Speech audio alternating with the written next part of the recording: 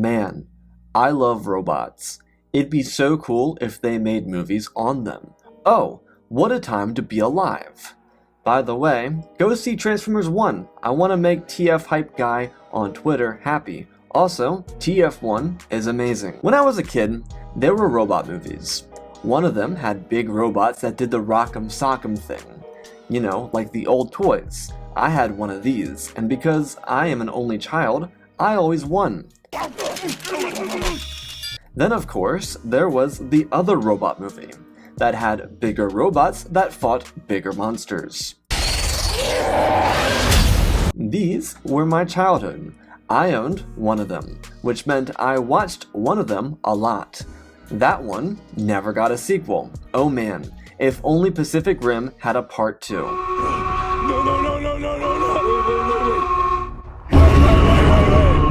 of you are strong enough! Those were the days. Dreaming of the time that movies would get sequels. Anyways, go see Transformers 1. Okay, I'm done. Probably, maybe not. But as I grew up in the era of cinematic universes, I grew to appreciate the golden gem that hid under the rubble of society.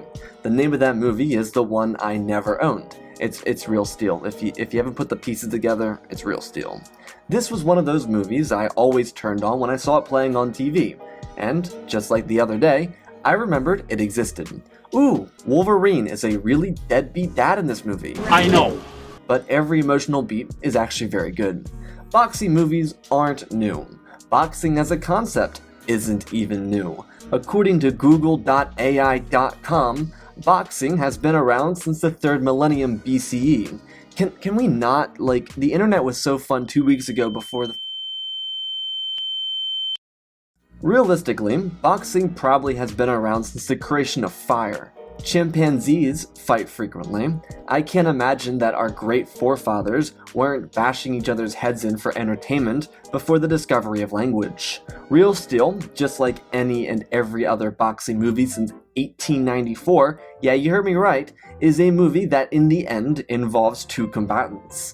The War of the Ring. A fighter and their opponent, both of them trying to take their shot at the title. While Real Steel in 2011 was about 117 years shy of being the first boxing movie, it's only 48 years short of being the first movie about boxing robots. Yeah, believe it or not, in 1963, during season 5 of the Twilight Zone, they ran an episode called Steel, which definitely didn't influence a movie called Real Steel. Steel is exactly what you think it is. Well, kind of. It was inspired by Richard Matheson's short story with the same title. It takes place in a dystopian future of 1974, where prize fighting was outlawed for human boxers, and therefore robots were put into the ring. Now these robot boxers are fucking terrifying. Look, I'm all for movie magic, especially from the 60s, but this is fucking Leatherface. He's a nightmare. I love it though. The story of Steel is also vastly different, kind of. There's a retired boxer, but the end of the fight is very different. In the Twilight Zone, Steel, the retired boxer himself, gets into the ring with the robot.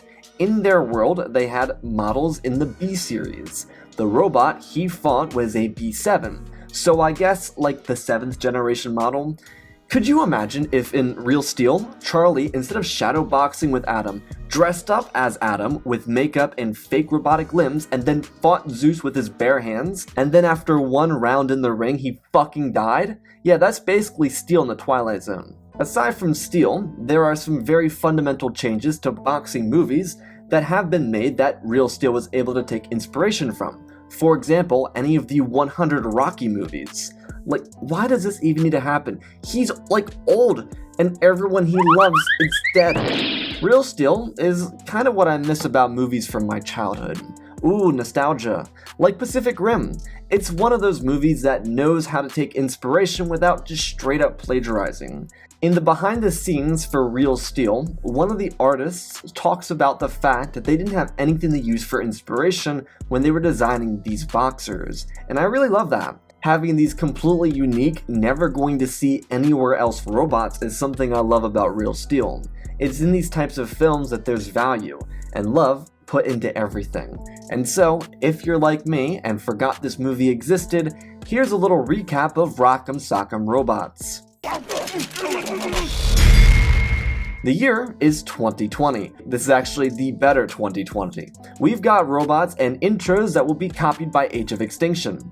Actually, come to think of it, the first half of Transformers 4 is literally just real steel. Great job, Bayverse. Go see Transformers 1 so we can get more peak and not Bayverse. Anyways, we meet Hugh Jackman character Charlie Kenton. He's an alcoholic. He sleeps with Texas beer. The first robot warrior we meet is Ambush. He looks like a rusted out 60s Mustang. Charlie is so down on his luck that he tries to con $5 out of some random girls that want a picture of his piece of junk. Wait, not like that. A minute later, we meet Texas Elon Musk. As it turns out, in 2020, Texas has gone from bull riding to bullfighting with full-blown 7-foot-tall clankers.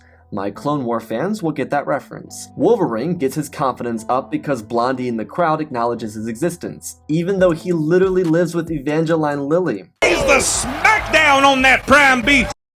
Right. Hugh Cowboy Gambler gets distracted by blonde woman from the crowd and Ambush loses a leg. Texas Elon Musk is excited because he also has a gambling addiction. Ambush gets dismantled by the bull and Charlie sees the same girls he tried to scam earlier taking an entire robot leg, probably to hang on one of their mantles. Charlie is now even more down on his luck. His entire robot is destroyed, and then he just assaults some random dude.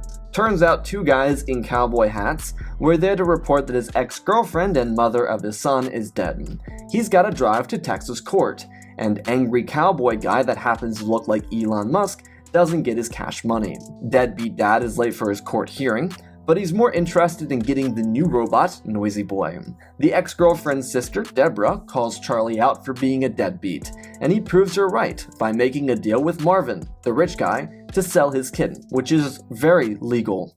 100,000? You heard me. Prime beef! $100,000 to take care of his own son for the entire summer. Like a kid in a Lego store, Charlie spends all of his allowance on a brand new robot, one named Noisy Boy. In Talet's gym, we meet Bailey. We love her, she's amazing. Charlie is late on rent and just bought a $45,000 robotic samurai suit. Marv gives the money and drops off the kid named Max. We get to see how great of a father Charlie is as he reveals he sold his son for 50 big ones and then another 50 at the end of the summer. Of course, Max is ecstatic. He's not. He wants to be in Italy with rich aunt and uncle, but instead, he's here with Logan. Meet Noisy Boy. He's a samurai robot. Is anyone else getting Pacific Rim vibes from this movie? No? Just me? Okay. After some hijinks in the gym, and figuring out that Noisy Boy needed to have his voice control set to English because it was in Japanese, Max convinces Dad of the Year to bring him on a field trip. At the Crash Palace, we see Soviet-era posters for robot fighting, and some other fighters. I'll talk about this later, but most of these robots in here are actually there. This is a proper Hollywood movie. These are real models. Gambling addict, Deadbeat Dad, is taking bets on his bot taking on the main event. Charlie wants to fight Midas because he wants the 50 G's. Somehow, abandoned child Max has a smarter plan than his dear old dad.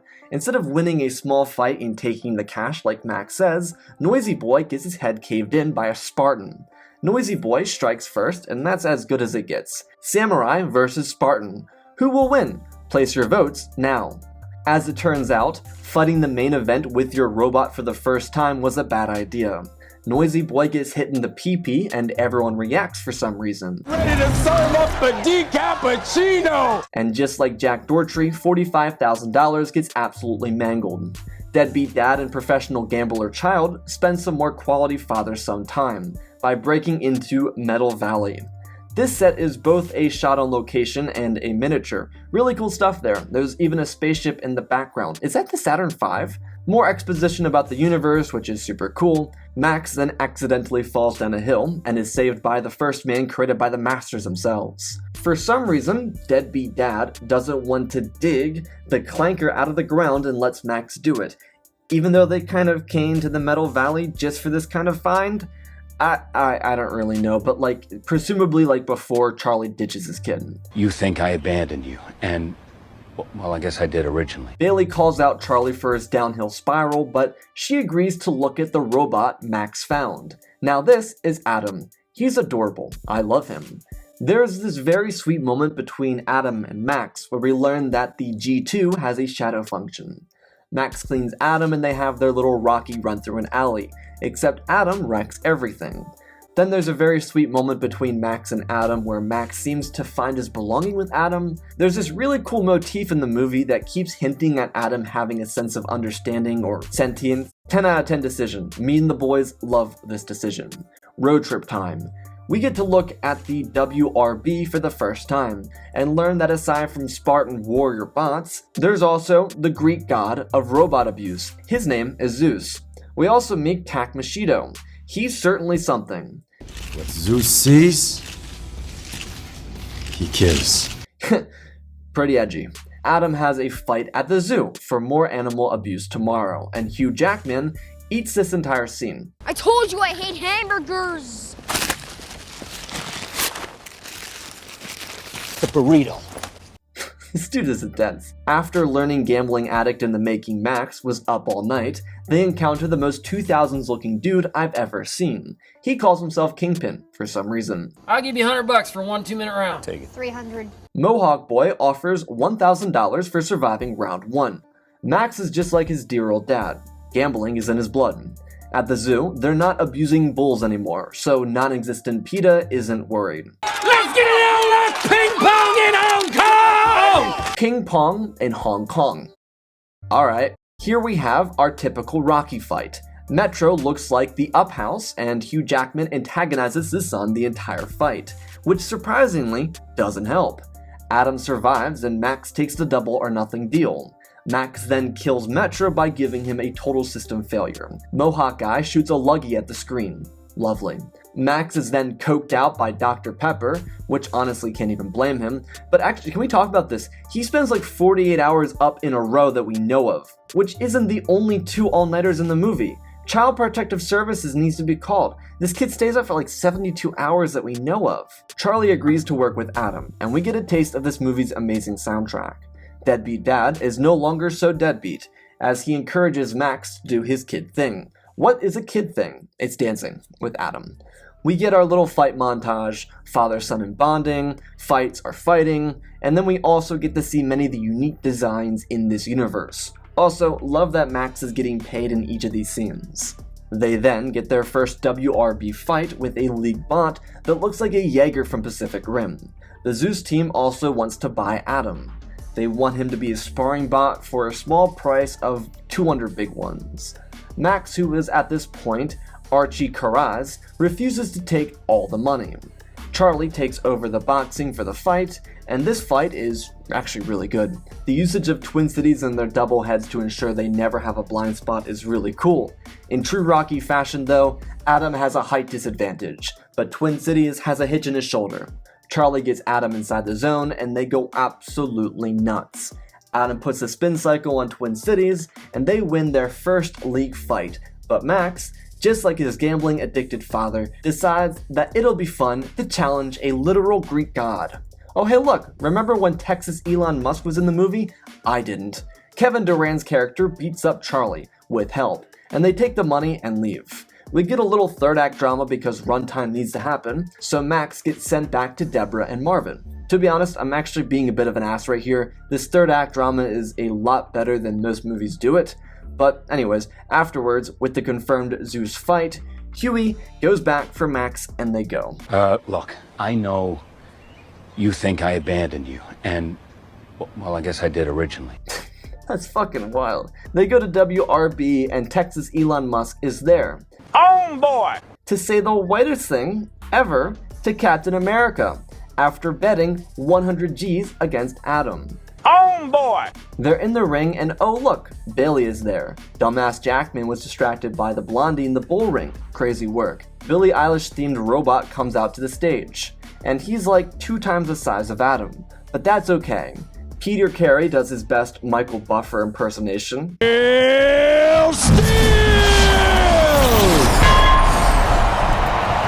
Might just be a boxing thing, I wouldn't really know. From their corner. Damn. Like, we all expected this fight to be a nightmare, but 2 knockdowns in 10 seconds? The first minute of this fight is just brutal, as Adam gets thrown around and then knocked down a 3rd time. Adam then shocks the entire stadium by hitting Zeus with a left uppercut, and now it's a real fight. It's Rocky versus Apollo Creed, until the clock winds down to Adam surviving.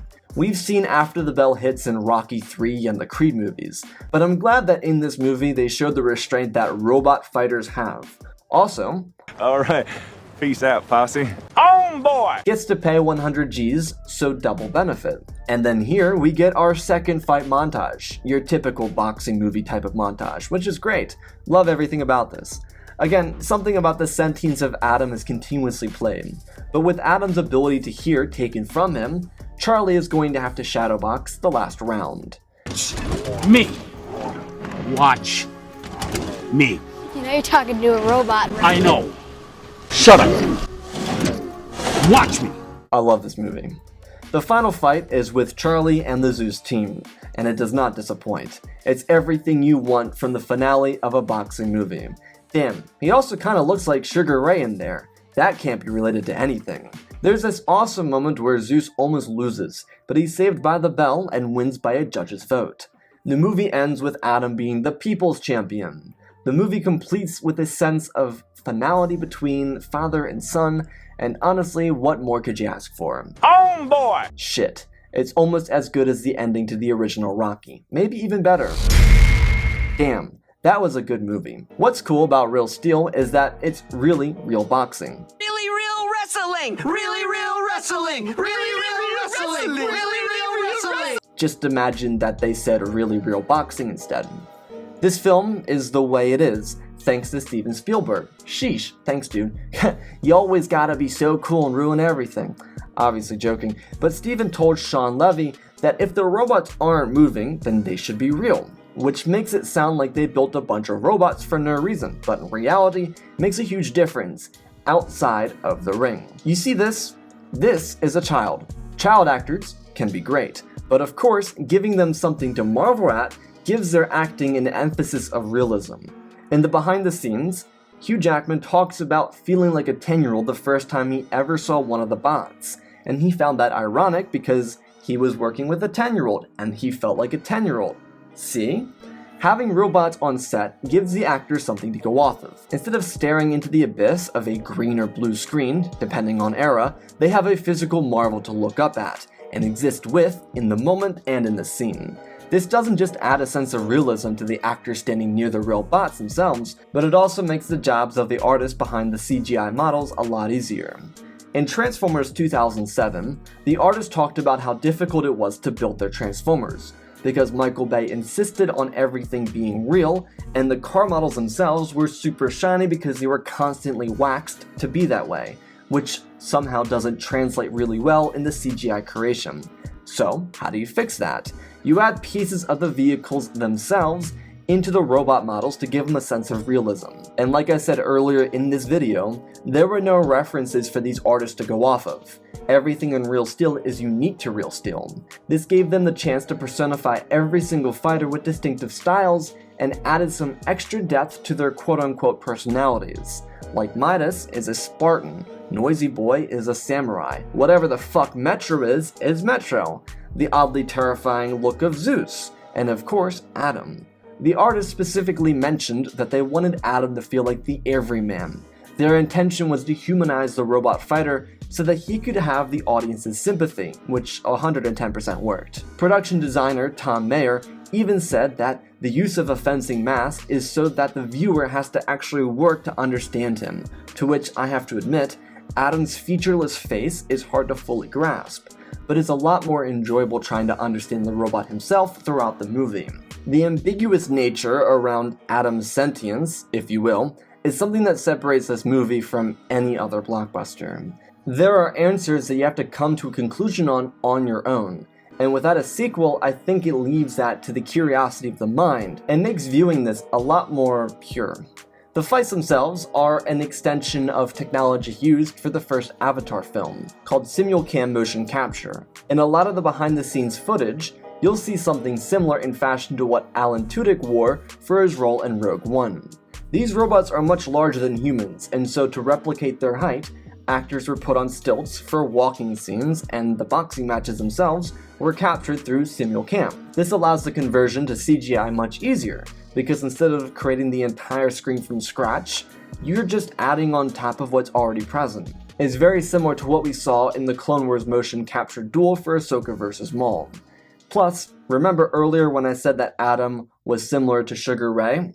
Well, that's because they actually brought boxing legend Sugar Ray Leonard in to advise the fighting scenes, which is why Hugh Jackman ends up mimicking the style really heavily.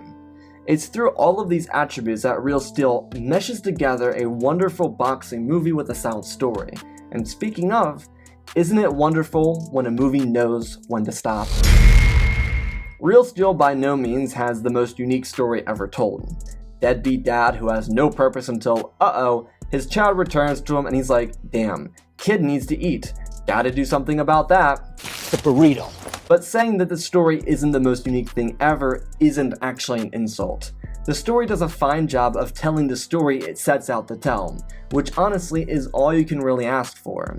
In the same way that Pacific Rim sets out to tell a story about big robots fighting big monsters, Real Steel sets out to be a story about a father and son with their fighting boxing robot. There's totally room for a much larger universe out there, but not everything needs a universe. I have my fair share of freezing cold takes. Be glad that Megamind wasn't milked to death by copious sequels and merch opportunities like Despicable Me. So I don't plan on repeating history here. At this current moment of some point in October 2024, it's very nice that Real Steel ended with one movie and nothing else. Now, there are talks for a sequel, and I'll mention that in a little bit, but I do want to mention why I'm so content with what we have.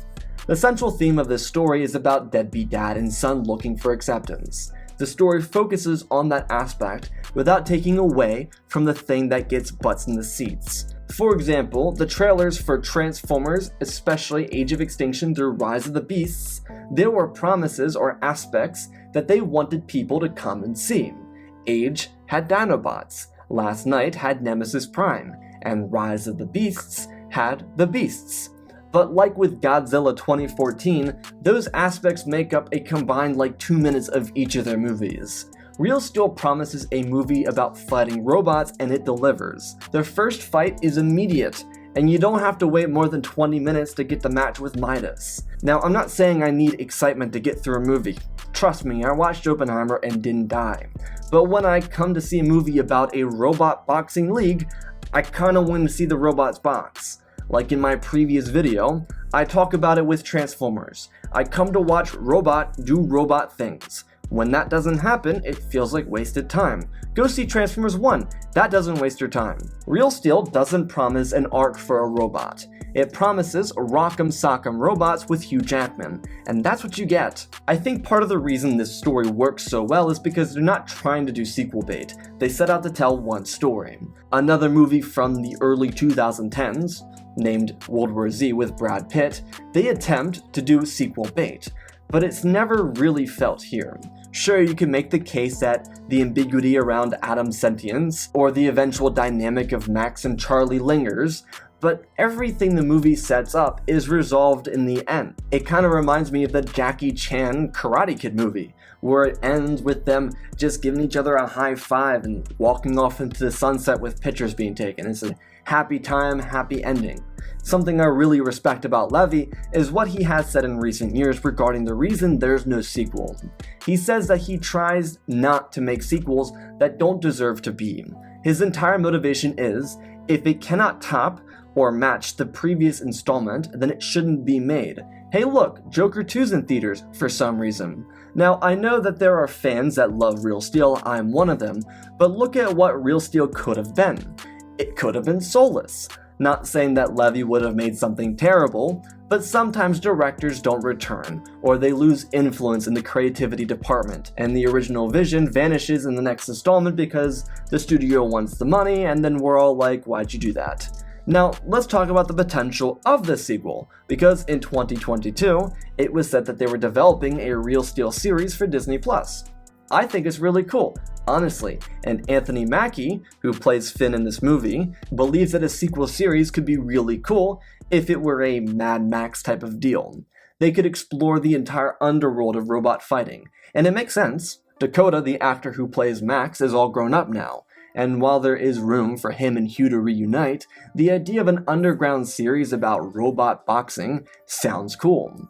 That, however, leaves a problem. In the streaming world, series don't get room to develop their stories. Some stories find their audience, and others take time to find it. Traditional television usually gave room for shows to find that audience after a season or two. Now, I have no intention of starting a streaming debate here, but my point of bringing this up is, I don't want them to start a realsteel show and then decide, numbers ain't poppin', and then cut the show off at its legs. Movies are, at least for me, the best way to consume media, because unless there's the intention to tell a saga or a multiverse, you're going to get your beginning, middle, and end with completion. Nothing beats that. It's why standalone movies like this really resonate for me. I love my franchises, but sometimes a movie doesn't need it. Sometimes it's good to be a singular movie that came out that will always be remembered fondly because it was just that, good on its own. I've compared the two numerous times throughout this video, but it's the difference between Real Steel and Pacific Rim. One had its day in the sun and will forever be remembered positively. The other has its sequel that everyone tries to forget. I've talked about robots twice in a row. Maybe I'll do it again. In the case that I do, subscribe. In the case that you happen to like me, do the same.